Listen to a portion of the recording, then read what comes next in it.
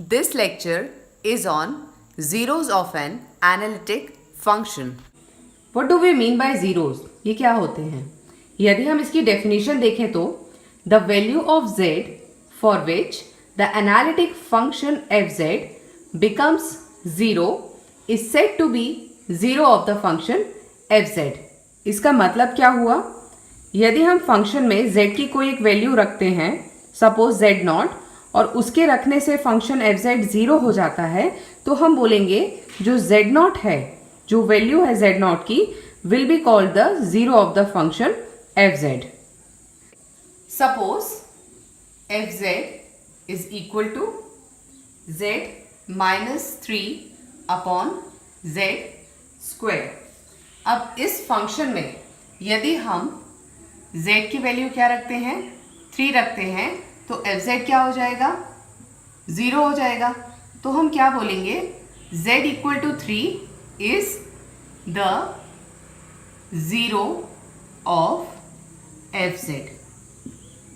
एक और क्वेश्चन देखते हैं. fz equal to z into z minus 3 upon z square plus 2. इस वाले क्वेश्चन में यदि z की वैल्यू हम 0 रखते हैं या फिर z की वैल्यू 3 रखते हैं, तब भी हमारा जो fz है वो क्या हो जाएगा, 0 हो जाएगा. तो हम क्या बोलेंगे, ये जो दो वैल्यूज हैं z की, इन दोनों को हम बोलेंगे zeros of the function f. Let's take one more example. fz equals z square minus 4 upon z into z square plus 9. इस केस में z की वैल्यू क्या आ जाएगी, z यदि हम +2 और -2 रखते हैं तो ये जो न्यूमरेटर है वो 0 हो जाएगा. तो ये दोनों होंगे zeros of the function fz.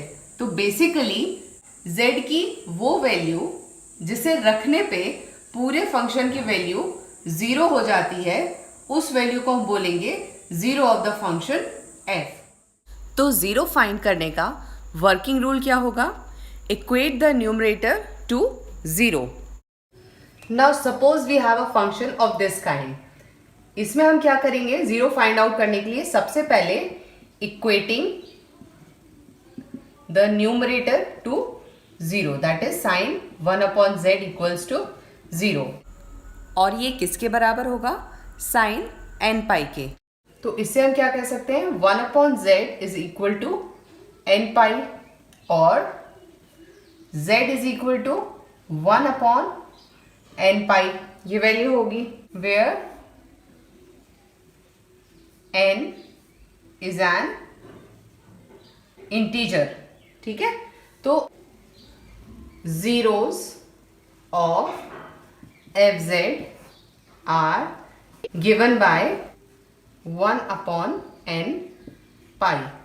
इस फंक्शन के जीरोस क्या होंगे, they will be denoted by 1 upon n pi. n की कोई भी इंटीग्रल वैल्यू रखने पर sine 1 upon z will be equal to 0. So we can say that the zero of this function is 1 upon n pi. तो ये था zeros of an analytic function.